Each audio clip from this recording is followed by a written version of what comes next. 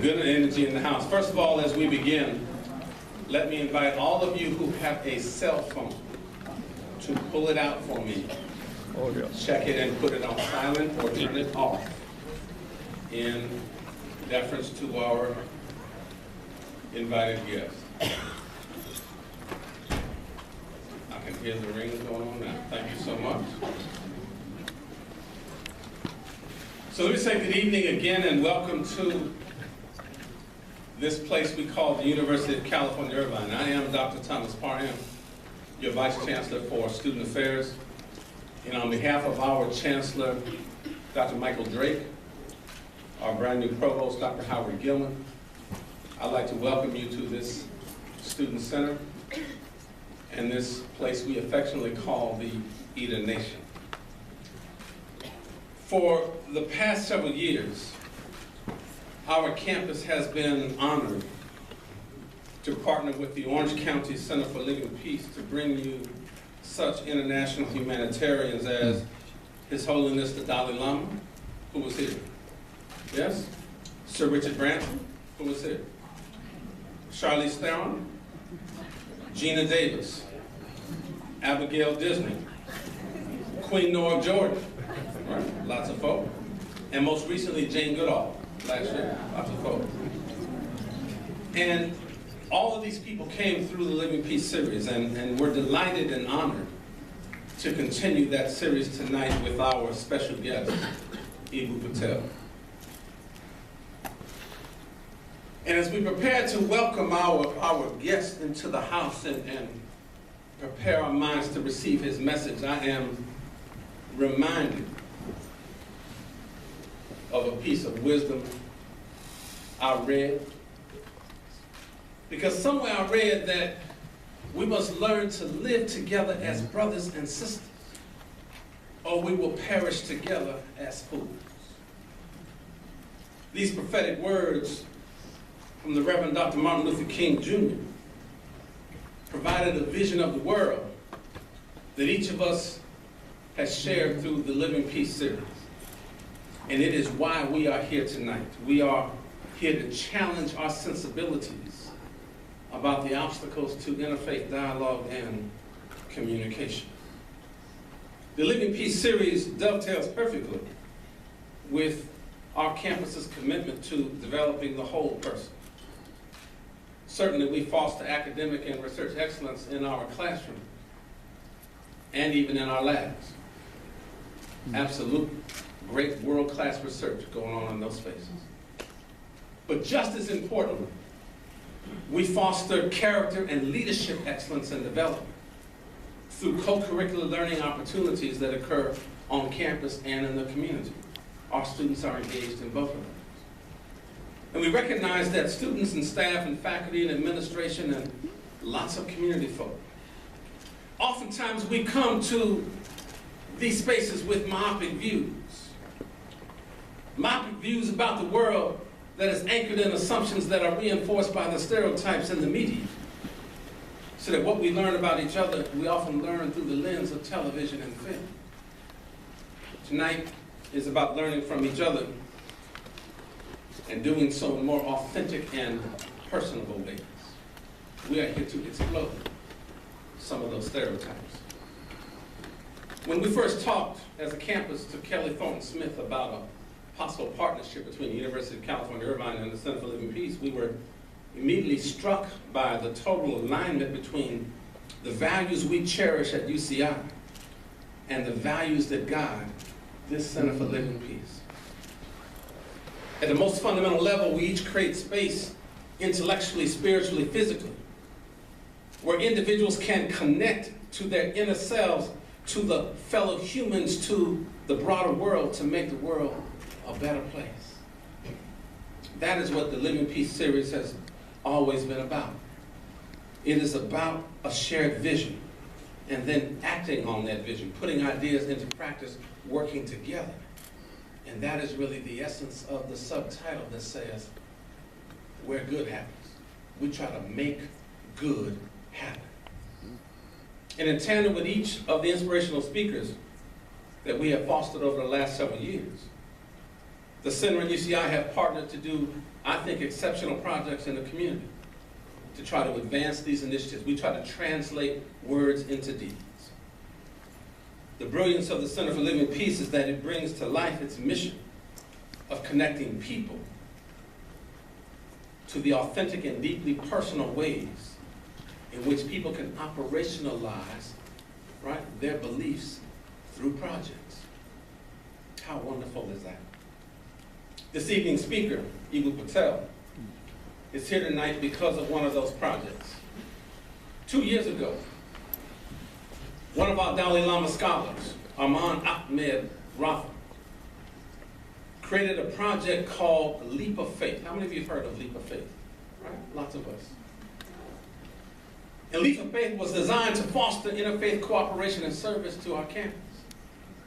And this was accomplished through our UCI Dalai Lama Scholarship, the first program sanctioned by His Holiness the Dalai Lama to provide scholarships to a student to develop and implement a service project that fostered compassion, that fostered collaboration, and fostered understanding in his or her community.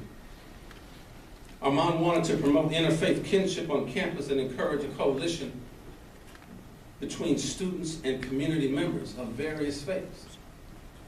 So what did he do? He worked with dozens of student organizations on campus and the Center for Living Peace to create a series of interfaith student events to raise awareness and inspire action to address hunger in our community. The Leap of Faith then began to think about how it could then become more empowered, and so it became part of President Obama's Interfaith and Community Service Campus Challenge. This initiative, launched by the White House in spring of 2011, invited institutions of higher education to commit to a year of interfaith and community service programming on the campus, and commit we did. And who was the architect for that initiative? None other than our guest tonight, who is preparing to bring us words, founder of the Interfaith Youth Corps. This virtuous cycle continued this past week when my office, the Office of Student Affairs, along with our Cross-Cultural Center and the Center for Living Peace, co-hosted a speed faithing event. Who's heard of speed faithing? Now, if you don't guess, you had to have heard of speed faithing. An event was sponsored right here in the Student Center. And having been invented by our guest and his Interfaith Youth Corps, our students took up the challenge. Over 100 students learned about a variety of faith and non-faith traditions in 15-minute sessions. And much like you would in the speed dating you've seen on TV, they moved throughout, right, the different rooms, coming in to hear presentations of people talk about particular, right, perspectives and ideas about their particular faith tradition. What a marvelous interaction between students who, rather than tearing each other down and trying to one-up each other about whose religion or faith tradition was better, they simply came to stop, to look, and to listen about what the other was talking about. How marvelous is it that we can see, right, in the warmth of their souls, in the tenderness of their heart, a commitment to interact with students from other backgrounds, ethnicities, races, religions, and to do so in very civil and respectful ways.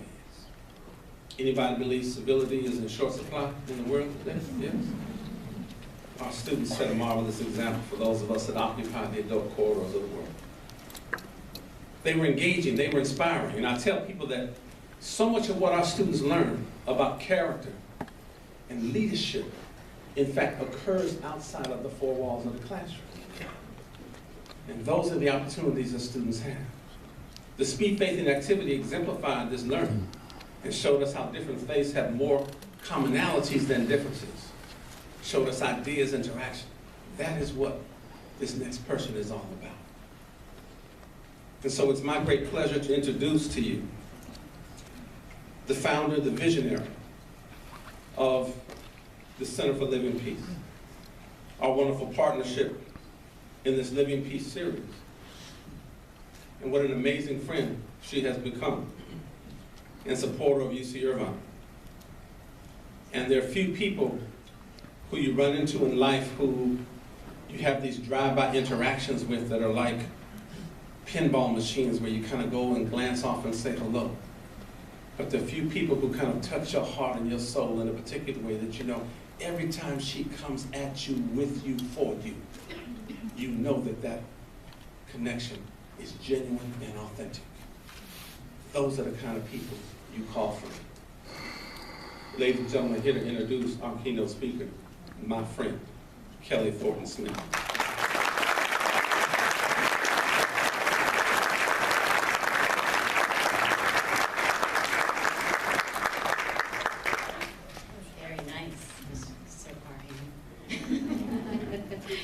I am very, very thankful and grateful for our friendship and our partnership here at UCI, so thank you. Every time I'm here at one of these Living Peace Series events and I see all of you, I am so grateful and my heart just wants to explode and jump out and meet all of you and say thank you for coming, because you just being here is making good happen. And hopefully tonight, and I'm almost positive, you will be incredibly inspired. I know I am so excited for our speaker tonight because he brings the true message of living peace, of how do we break free of the labels that we put on ourselves or that others put on us. How do we let go of who we think we are and find out who are we together. And that to me is how we all really make good happen and really live peace here in our world, and then begin to make that change that we want to see within the world, as Gandhi said. Well, he's a very impressive guy with a long list of accomplishments, so I just want to share those with you so you get an even better understanding for who he is and exactly what he does. In 2009, U.S. News and World Report called Mr. Patel one of America's best leaders. Earlier today, he met with student groups at the center and here at UCI, and he was a fine example of that. He's a good leader, he's a good listener, and a true visionary. He's the founder and executive director of the Interfaith Youth Corps, which is a Chicago-based institution of about 35 staff. They all work together to build global interfaith youth movement and inspire those future leaders to be the change they wish to see in the world. He's also the author of 2 books. One is called The Acts of Faith. It's an award-winning book, and his second book is Sacred Ground, and I just learned tonight that he has a 3rd book coming out, so stay tuned for that too. He's a regular contributor to the Huffington Post, the Washington Post, NPR, CNN. He's also a member of President Obama's Advisory Council of the White House Office of Faith-Based and Neighborhood Partnerships. And to top it all off, he's got a doctorate in the sociology of religion from Oxford University that he earned as a Rhodes Scholar. So please join me in welcoming Mr. Eboo Patel.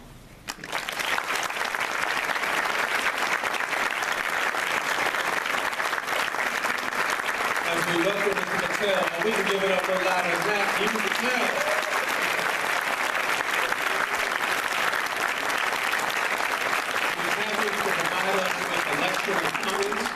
After his comments, we'll be able to take about 3 or 4 questions from our student audience, so we'll be back up to try to lead that. But he is here to just delight you, entertain you, inspire you, and just illuminate your consciousness. Ladies and gentlemen, Eboo Patel.